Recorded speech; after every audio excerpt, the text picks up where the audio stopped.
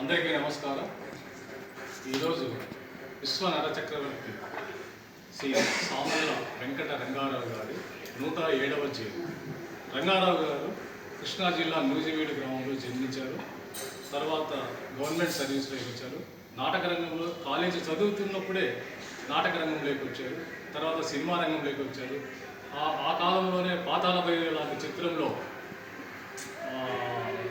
గురువులాగా, రాక్షస గురువులాగా యాక్ట్ చేసి నటించారు.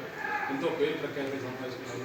తర్వాత సాంఘిక, పౌరాణిక, జానపద చిత్రాల్లో అద్భుతంగా నటించేవారు. ఆయన నటించిన నర్తనశాల సినిమా క్రెయిన్ ఫిల్మ్ ఫెస్టివల్లో కూడా అవార్డు సంపాదించింది. మన భారతదేశం నుంచి, మన తెలుగు చిత్రం నుంచి వెళ్ళి ఆ ఫిల్మ్ ఫెస్టివల్లో అవార్డు సంపాదించుకున్న మొట్టమొదటి చిత్రము నర్తనశాల. తర్వాత ఆయన నటించిన చదరంగము, ఇంకా కొన్ని సినిమాలు మన నంది అవార్డ్స్, మన ఆంధ్రప్రదేశ్ ప్రభుత్వం ఇచ్చే నంది అవార్డు కూడా దక్కించుకున్నారు. తన అద్భుతమైన నటుడు. కానీ ఎందుకో కానీ ప్రభుత్వం కానీ కేంద్ర ప్రభుత్వం కానీ ఆయన నటనను సరిగ్గా గుర్తించలేదేమో అని మా అభిప్రాయం.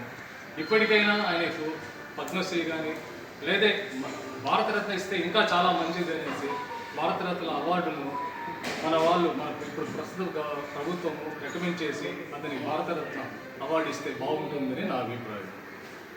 నమస్తే.